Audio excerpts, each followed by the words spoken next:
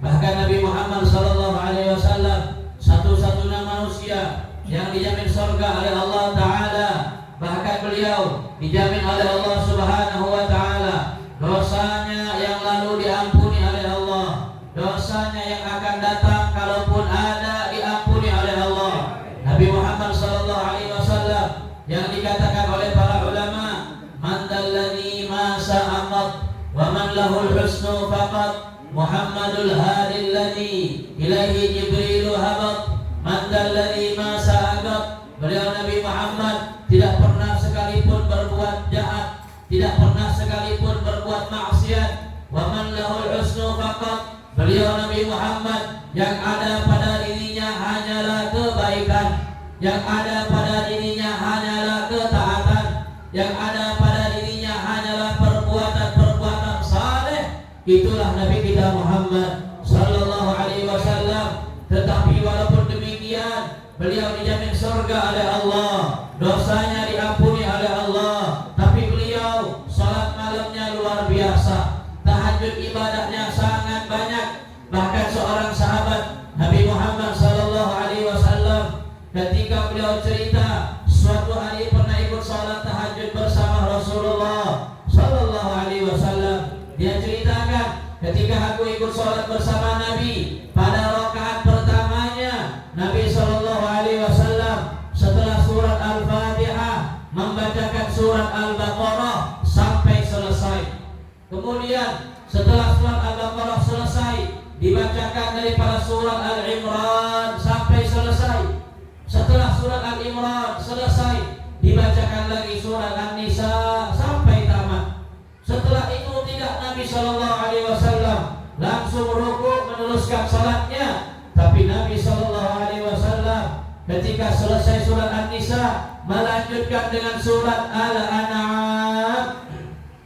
Nabi sallallahu alaihi wasallam dalam satu rakaatnya saja sanggup baca 7 juz Al-Quran, sanggup baca 4 surat Al-Quran, Al-Baqarah, Al-Imran, An-Nisa, Al-Ma'idah, Al-An'am, bahkan 5 surat dibaca satu rakaat salat tahajudnya Nabi kita Muhammad sallallahu alaihi wasallam. Bahkan ketika beliau membaca daripada akhir surat Al-An'am, Nabi sallallahu alaihi wasallam membaca firman Allah. Apa kata Allah Subhanahu wa taala? Mengatakan tentang Nabi Nuh alaihi salam, yang mana Nabi Nuh beliau mengkhawatirkan keadaan umatnya. Nabi Nuh beliau takut nasib umatnya. Nabi Nuh menyatakan di dalam Al-Quran akhir-akhir daripada surat Al-An'am yang dibaca oleh Nabi kita Muhammad sallallahu alaihi wasallam, kata Allah Ta'ala, in tu'adzibuhum fa innahum ibaduk wa in taghfir lahum fa innaka antal azizul hakim. Ya Allah, Nabi Nuh menyatakan, kalau seandainya engkau menyiksa semua umatku, kalau seandainya engkau memberikan azab kepada semua umatku, maka itu hak engkau wahai Allah. Engkau yang maha perkasa, engkau yang maha bijaksana. Apabila engkau ingin menghukum semua umatku, aku tidak bisa protes, aku tidak bisa menghalangi siksa-Mu ya Allah. Maka Nabi Nuh takut umatnya semua disiksa oleh Allah Subhanahu wa taala. Ketika Nabi Nuh mengatakan hal demikian, maka Rasulullah sallallahu alaihi wasallam teringat daripada ayat tersebut. Maka Nabi sallallahu alaihi wasallam menghentikan bacaannya. Nabi sallallahu alaihi wasallam terdiam, tidak bisa melanjutkan mengkhatamkan surat Al-An'am. Nabi sallallahu alaihi wasallam menangis kepada Allah. Nabi sallallahu alaihi wasallam merintih.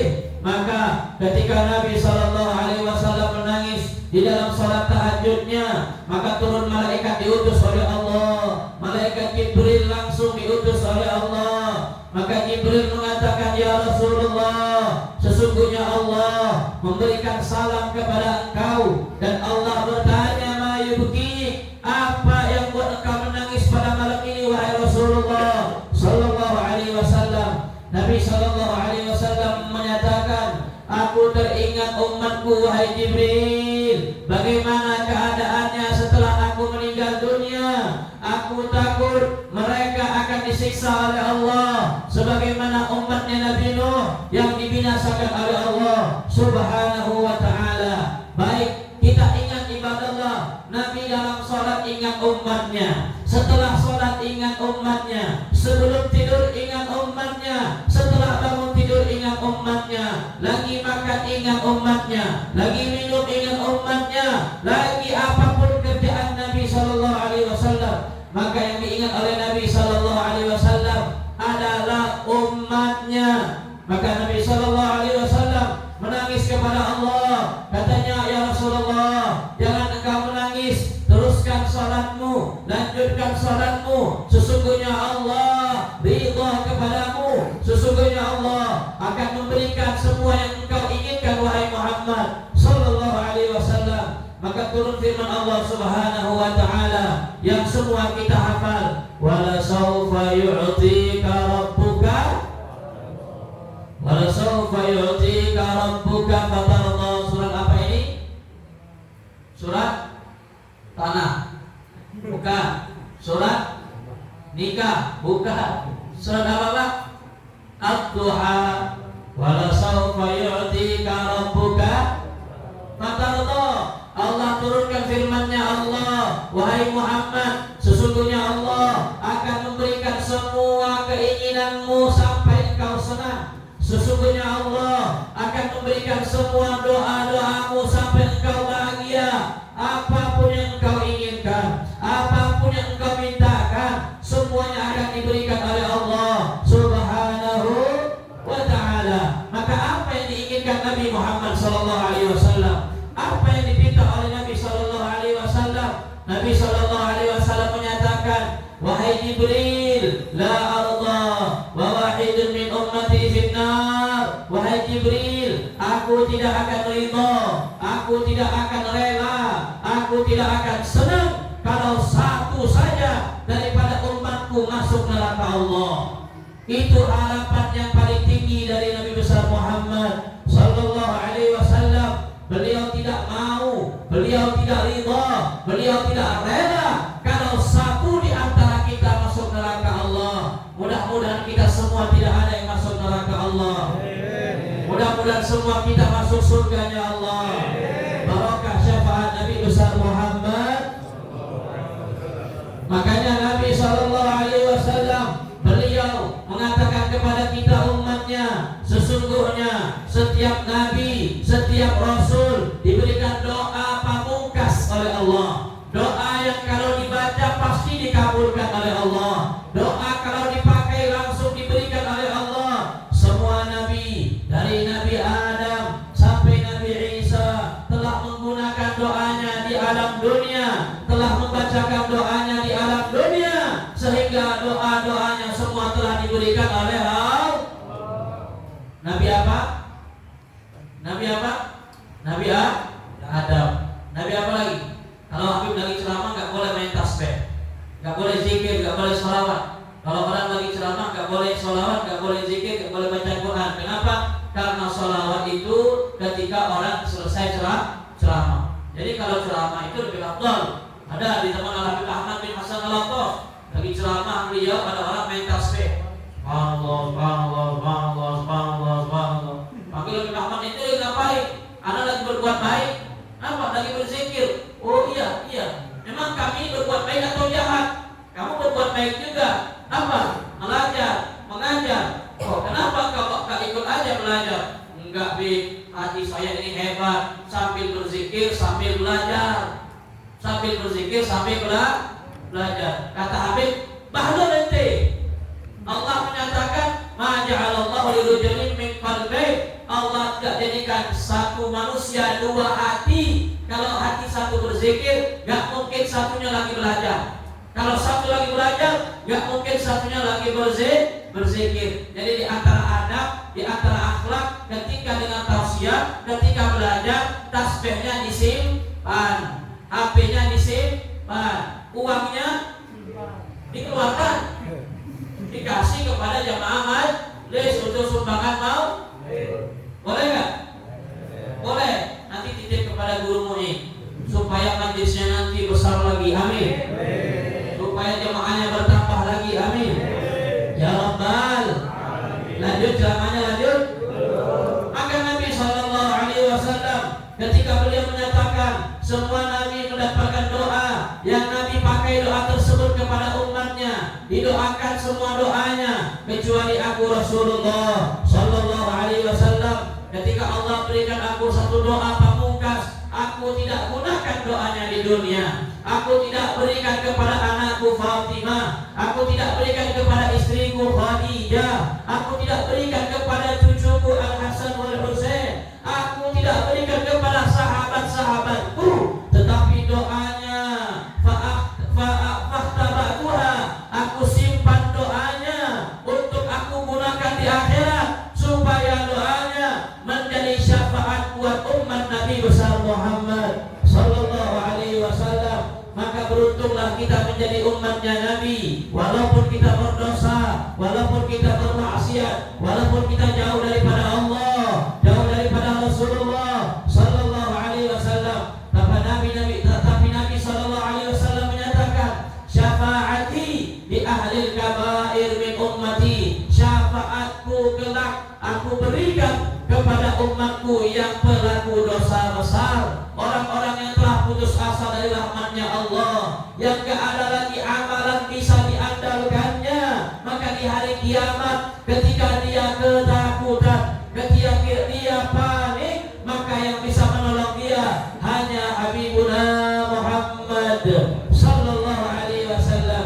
Bahkan Nabi Sallallahu Alaihi Wasallam bercerita, ketika aku di hari kiamat disuruh pilih oleh Allah Ta'ala untuk memasukkan separuh umatku ke surga, maka aku tolak, kata Nabi Sallallahu Alaihi Wasallam. Diberikan tawaran oleh Allah, wahai Muhammad, masukkan separuh daripada umatmu semuanya ke surga. Maka Nabi menyatakan, aku tolak, aku gak terima. Kenapa? Kalau separuh saja yang masuk surga, separuh lainnya kemana?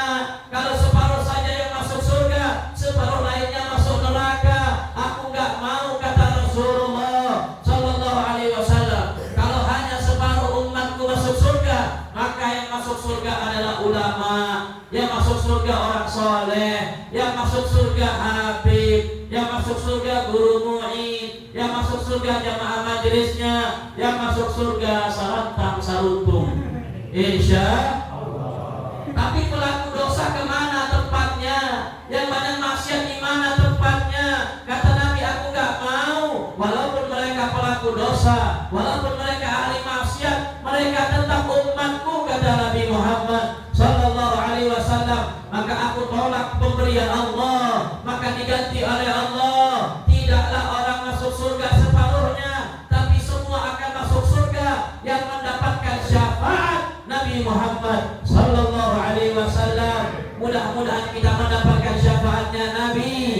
Insya Allah keluarga kita mendapat syafaat Nabi, orang tua kita mendapatkan syafaatnya Nabi, anak-anak kita mendapat syafaat Nabi, semua jamaah yang hadir maulid malam ini mendapatkan syafaat Nabi. Amin ya Rabbal alamin. Hari-hari saya hadir maulid, di mana-mana keliling saya hadir maulid, hampir 3 minggu keliling Kalimantan Tengah. Tapi hanya malam ini, setelah saya belum selesai tausiah, sudah kelaparan. Bagaimana tidak, di depan muka nasinya udah 1 nampan besar, undangnya banyak, ikannya hebat. Makanya Habib sekarang langsung lapar. Insya Allah saya yakin jamaah juga sudah lapar. Tapi harus sabar, betul?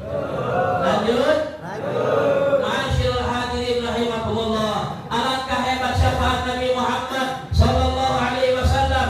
Disebutkan dalam kitab hadis Al-Imam Al-Bukhari, riwayat daripada sahabat Anas bin Malik radhiyallahu an, tentang sahabat Nabi Sallallahu Alaihi Wasallam yang bertanya, bagaimana syafaat Nabi Sallallahu Alaihi Wasallam? Maka dijelaskan, kata beliau, aku mendengar sabdanya Nabi Muhammad Sallallahu Alaihi Wasallam tentang syafaat yang dinamakan syafaatul uzma, syafaat yang paling besar, syafaat yang paling agung, yaitu syafaatnya Nabi kita Muhammad Sallallahu Alaihi Wasallam. Diceritakan oleh beliau, Nabi Sallallahu Alaihi Wasallam bersabda, apabila hari kiamat nanti semua manusia bertumpukan, semua manusia berkumpul menjadi satu, salat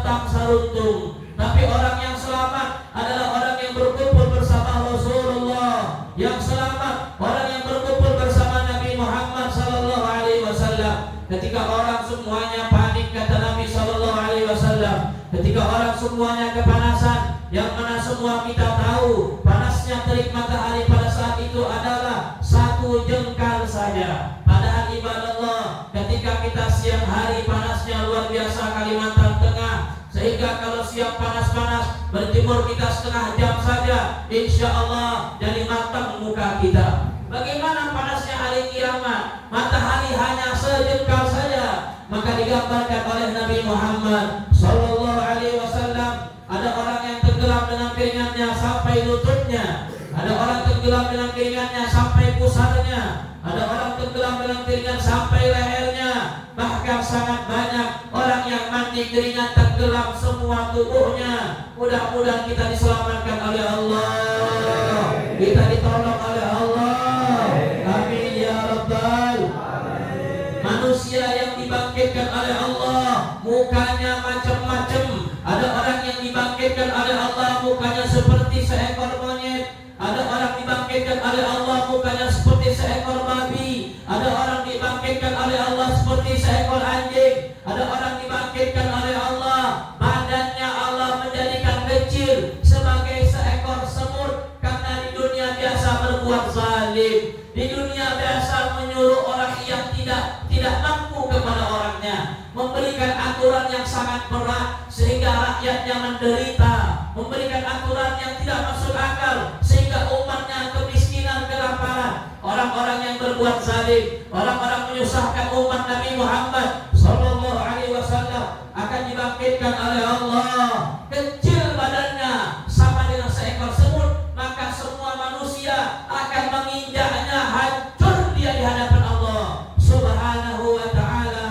Orang-orang pada saat itu, kata Nabi sallallahu alaihi wasallam, sangat ketakutan. Maka satu hari saja di sana itu sama dengan 1000 tahun di alam dunia. Ibadallah, satu hari di sana 1000 tahun hitungannya di alam dunia, dan di sana kita tidak tahu berapa ratus tahun, berapa ribu tahun, berapa juta tahun, berapa miliar tahun. Intinya satu hari akhirat 1000 tahun di dunia. Wa inna yawman 'inda rabbika ka'alfi sanatin mimma ta'uddun, kata Allah Ta'ala. Maka Allah Subhanahu wa Ta'ala mengambarkan yauma yafirrul mar'u min akhihi wa ummihi wa abihi wa sahibatihi wa banihi likulli imri'in minhum yawma idzin sya'nu yughni. Pada saat itu, kata Allah, seorang kakak ketika melihat adiknya dia akan lari ketakutan.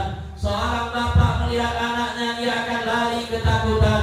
Seorang ibu melihat anaknya dia akan lari ketakutan. Seorang guru melihat muridnya akan lari ketakutan. Kalau di dunia kita bisa berkumpul, kalau di dunia kita bisa bareng-bareng, pada hari kiamat, pada yaumil mahsyar, semua orang hanya mengurusi dirinya masing-masing. Takut ketemu keluarganya, takut ketemu saudaranya, karena saking takutnya kepada Allah Subhanahu wa Ta'ala.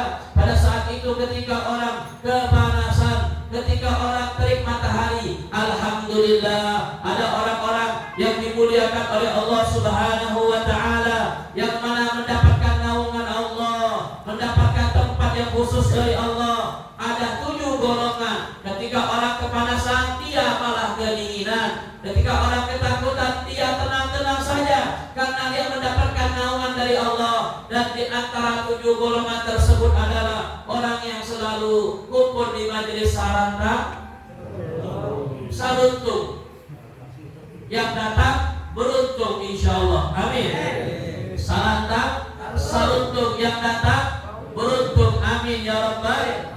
Kenapa Habib berani katakan orang yang datang ini mendapatkan naungan dari Allah? Karena di antara 7 tersebut Nabi menyatakan, wa rajulan ta'aba billah ijtama'a alaih wa tafarraqu alaih. Kata Nabi sallallahu alaihi wasallam, di antara orang yang tidak akan kepanasan adalah 2 orang manusia yang mencintai karena Allah, berkumpulnya karena Allah, bareng-barengnya karena Allah, datangnya karena Allah, majelisnya karena Allah, maulidnya karena Allah, perginya karena Allah, yang berkumpul karena Allah.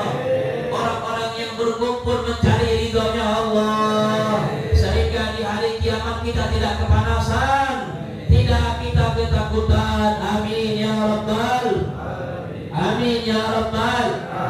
Dan di antara orang yang tidak kepanasan pada saat itu, ibadallah, adalah orang yang mana kata Nabi sallallahu alaihi wasallam, hobinya bersedekah, rajinnya bersedekah. Saking dia hobi bersedekah, saking banyak dia bersedekah, saking dia diam-diam bersedekah, hatta la ta'lam shimalu ma tunfik yaminu. Tangan kirinya enggak tahu apa yang dikeluarkan tangan kanannya. Saking dia rajin bersedekah, saking dia hobi bersedekah, diam-diam dia bersedekah, hobi dia bersedekah, dia keluarkan uang terus, dia ke masjid Jumatan dia nyumbang, dia acara maulid dia nyumbang, majelis taklim dia nyumbang, panti jompo anak yatim dia nyumbang, orang janda dia nyumbang, gak pilih-pilih, mau janda tua janda muda, punya anak tidak punya anak, dibantu karena Allah. Jangan membantu janda muda saja, janda gak punya anak usia 21 tahun, rajin membantunya karena ada harapan bisa menikahinya. Bahaya itu Pak. Bantu janda bagus, bantu orang yang membutuhkan bagus, tapi niatnya karena Allah. Makanya karena corona di Bekasi, Jawa Barat, dalam sebulan telah terjadi kasus perceraian kurang lebih 4.000 dalam sebulan. Akibat dampak daripada corona, janda-janda semakin terdepan, janda-janda semakin melawan. Karena saking banyaknya janda di Bekasi sebulan bisa 4.000 janda. Barang siapa pengen janda, berangkat ke Bekasi. Pengen? Enggak, alhamdulillah. Karena bapak menjawab enggak pengen, berarti bapak takut istrinya tahu. Sama Habib juga begitu. Hadirin rahimakumullah, Nabi sallallahu alaihi wasallam mengabarkan orang-orang yang rajin sedekah, yang hobi sedekah, sehingga ketika dia sedekah itu tangan kirinya aja enggak tahu. Maksudnya orang di dekat dia enggak tahu dia rajin sedekah, istrinya enggak tahu dia hobi sedekah, anaknya enggak tahu dia hobi sedekah, keluarganya enggak tahu dia hobi sedekah. Kenapa? Karena betul-betul niatnya karena Allah. Makanya sedekah yang paling bagus adalah sedekah diam-diam. Ketika bapak sedekah di masjid Jumatan, menyumbang 1 juta buat pembangunan, maka jangan mau dicantumkan namanya sedekah khusus dari Haji Fulan bin Fulan 1 juta. Jangan diumumkan, banyak orang yang tahu, takutnya gak ikhlas, takutnya jadi sombong. Tapi boleh saja diberikan nama, ini sumbangan dari hamba Allah yang tidak mau disebutkan namanya, dia menyumbang 1 juta. Kita duduk di belakang, alhamdulillah. Waktu diumumkan ini sumbangan dari hamba Allah, di towelnya kanan kanannya, di towel kanan kirinya, di depan belakangnya, tahu nggak siapa hamba Allah? Itu saya orangnya. Sama itu, nggak ikhlas. Nggak usah kita mau orang tahu nggak penting Pak. Dia mau muji kita nggak menjadi mulia, dia mau hina kita nggak menjadi hina. Yang penting mulia itu di hadapan Allah Subhanahu wa Ta'ala.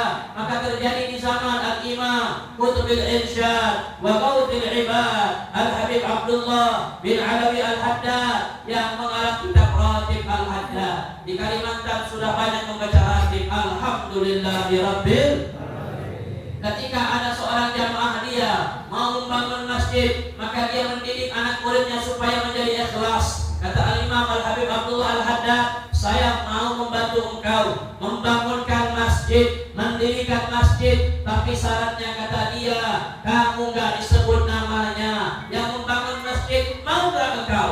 Kata dia, mau Imam Haddad. Dan apa? Saya gak disebut namanya. Yang penting saya niat karena Allah. Wah bagus ini, ikhlasnya luar biasa. Dites lagi sama gurunya. Saya sekarang mau tanya, setelah engkau nanti membangun masjid selesai, saya akan mengumumkannya, saya akan bicara di hadapan halayak ramai, saya akan sebut ini bangunan bukan dari kamu, saya akan sebut nama orang lain, engkau gak disebut. Kira-kira mau gak?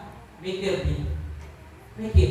Kalau gak disebut dia mau saja. Kalau disebut orang lain, kata beliau, kalau begini saya mikir dulu, dipikir sama dia, dipikir sama dia, lama-lama jadi mikir terus. Akhirnya setelah itu dia bilang, wahai imam, kalau engkau gak mencari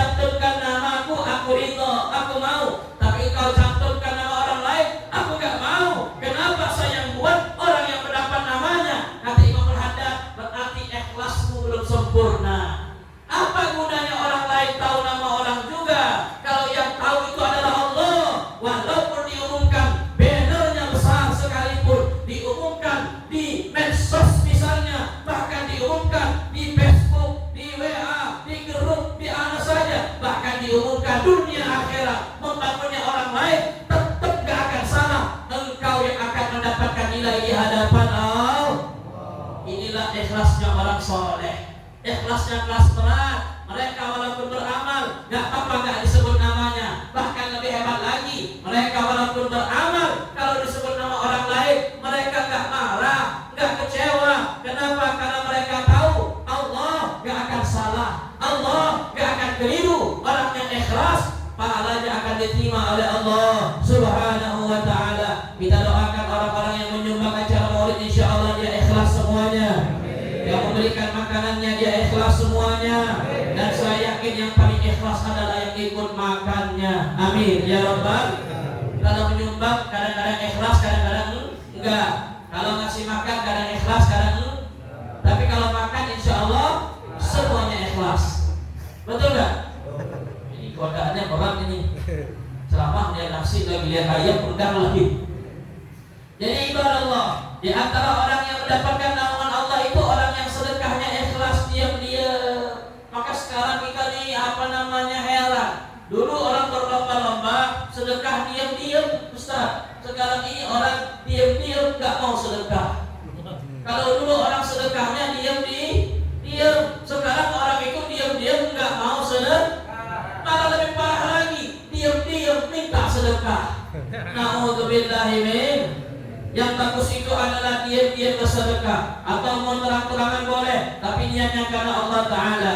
Di antara orang yang hobi bersedekah diam-diam adalah cicitnya Nabi Muhammad Sallallahu Alaihi Wasallam, yaitu Al-Imam Ali Zainal Abidin Ibnu Husain Ibnu Ali Ibnu Fatimah binti Rasulullah Sallallahu Alaihi Wasallam, anak daripada cucunya Rasulullah Al-Husain. Sayyidina Ali Zainal Abidin, beliau adalah orang yang ahli ibadah. Nama aslinya itu Ali, tapi Zainal Abidin tambahan saja. Kenapa ditambahkan Zainal Abidin? Zainal itu artinya perhiasan. Nama aslinya Ali. Zainal Abidin itu tambahan. Kalau bahasa Arabnya bilang lakop, gelar. Kalau gelar itu baik-baik Pak, jangan gelar yang jahat-jahat. Ada orang gelar namanya bagus, tapi gelarnya jahat. Namanya Muhammad, tapi gelarnya karena dia sering ngadu ayam, Muhammad ngadu ayam misalnya. Jangan. Nama orang misalnya bagus Ismail, tapi karena dia hobinya mabok, Ismail sempoyongan gelarnya. Jangan, tidak boleh. Kata Allah Ta'ala, wala tanabazu bil alqab. Jangan bermain-main daripada gelar yang jelek. Nabi Sallallahu Alaihi Wasallam juga memiliki gelar, tapi gelar-gelarnya yang baik. Insya Allah orang-orang Kalimantan ini gelarnya biasanya baik-baik, insya. Tapi pada umumnya kita ini setiap satu nama ada gelarnya, ada panggilannya. Kadang-kadang namanya bagus, tapi gelarnya nggak bagus. Jadi dipanggil nggak bagus, mendoakan orang nggak bagus. Makanya nasibnya jadi nggak bagus. Kita kalau nama orang bagus, panggillah dengan nama yang bagus. Namanya Abdullah, jangan dipanggilnya Mang Adul, jangan. Abdullah saja. Dipanggilnya Dola sini Dola itu sesat Pak artinya. Kalau nama kita Abdullah dipanggil Dola, berarti kita manggilnya sesat. Setiap kita manggil, kita mendoakan dia supaya sesat. Makanya hidupnya jadi orang tersesat. Nama Ihsan dipanggil Ihsan, Ihsan Kamil dipanggil Kamil. Ini ada orang nama Ihsan Kamil dipanggilnya Emen. Emen namanya Ihsan Kamil dipanggilnya Emen.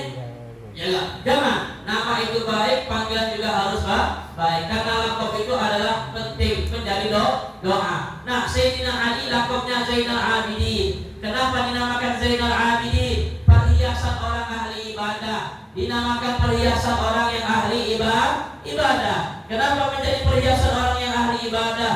Ternyata beliau kerjaannya adalah kana yusolli fi kulli lailatin alfa rakaah. Beliau Sayyidina Ali radhiyallahu an, setiap malamnya beliau salat tahajud 1000 rakaat.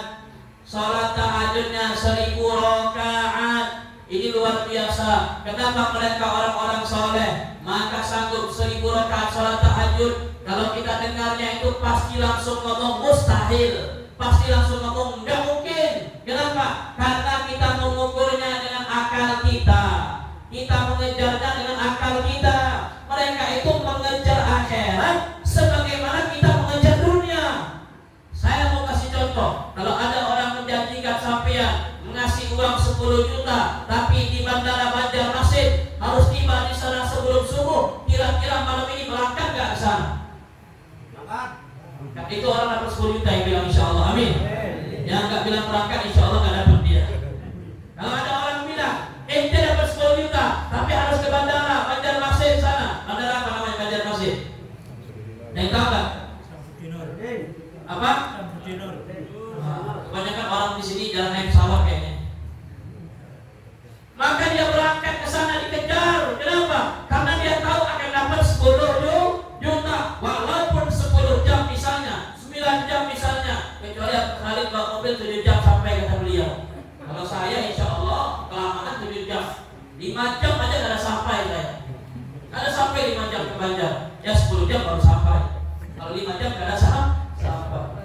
Kalau seandainya dijanjikan ada uang 10 juta di sana, dikejar sama kita, walaupun hujan, walaupun kita sendiri nyetir saja, karena orang janjikan kalau nggak datang sebelum subuh nggak ada uangnya, langsung kita kejar. Kalau ada orang menjanjikan ada walet di mana di Pujon, jam, ada 20 kilo barangnya, dikejar nggak kira-kira? Dikejar, walaupun sakit, walaupun capek. Kalau ada orang menjanjikan hal-hal dunia, pasti dikejar oleh kita. Begitu juga orang-orang dulu ketika mendengar janjinya Allah, janjinya Rasulullah tentang pahala, tentang surga, tentang kenikmatan, maka mereka betul-betul semangat mengejar ridhonya Allah Ta'ala. Maka enggak heran, maka kita enggak takjub, kita enggak mengangkat kepala mengatakan ini mustahil. Tidak, karena mereka mengejar ridhonya Allah. Sayyidina Ali Zainal Abidin salat sunnahnya setiap malamnya 1000 rakaat. Saya mau tanya, kira-kira kita 1000 rakaat sanggup gak? Ada. Kayaknya orang ngantuk semua nih bro. Gak ada yang mau menjawab. Kalau begitu kita baca doa saja. Allahumma barik lana bima razaqtana. Saya mau tanya, kalau kita sholat 1000 rakaat sunat tiap malam sanggup gak? Ada. Jawab yang kompak, sanggup gak? 500 saja kita kurangin. 500 sanggup gak? Enggak. 200 saja kita kurangin, sanggup gak? 100 saja kita kurangin, sanggup gak? Enggak sanggup juga. Ada orang ngasih uang 10 juta di balik papan kita sana, sanggup gak? Sanggup. Masya Allah. Ini yang menjawab ini paling semangat, Masya Allah. Alhamdulillah. Mereka ketika mendengar janji-janji Allah, mereka yakin ada yang lain juga. Bukan Sayyidina Ali Zainal Abidin saja. Di antaranya ada Imam Suhnun Ibnu Hamzah Al-Basri radhiyallahu an, ahli ibadah, ahli berzikir, ahli salat. Setiap hari salat sunnahnya 500 rakaat. Setiap hari salat sunnahnya 500 rakaat. Betul-betul beribadah kepada Allah, menikmati masa-masa sehatnya, menikmati masa-masa mudanya, menikmati masa-masa dia masih segar untuk beribadah kepada Allah Subhanahu wa ta'ala. Sehingga dia pernah berdoa, ya Allah, aku bersyukur atas nikmat sehat ini, sehingga dia bisa beribadah. Sholat sunnahnya 500 tahun, digunakan nikmat sehatnya bisa ibadah. Tapi dia bilang kepada Allah, ini hebatnya nikmat sehat. Dia bilang kepada Allah, ya Allah, tapi kalau engkau mau uji aku dengan penyakit, aku terima ya Allah. Aku pengen sehat, iya. Pengen kuat, iya. Supaya aku rajin ibadah. Tapi kalau engkau menetapkan aku mendapatkan ujianmu, mendapatkan penyakit darimu, aku terima ya Allah. Seakan-akan menantang kepada Allah, padahal tidak. Karena saking dia terima tetapan Allah, ketentuan Allah, maka dia bilang, ya Allah, fa ayyuma syi'ta fakhtabirni. Apapun ujianmu, apapun cobaanmu, aku akan terima dengan lapang dada ya Allah. Maka ketika dia angkat tangannya berdoa, ya Allah, semua cobaan, semua ujian aku terima dengan lapang dada. Langsung diuji oleh Allah Subhanahu wa taala. Dia ditahan penyakit oleh Allah, penyakit yang sangat aneh, penyakit yang sangat unik. Apa penyakitnya Bapak? Saya berharap jangan sampai Bapak yang mendapatkan penyakitnya.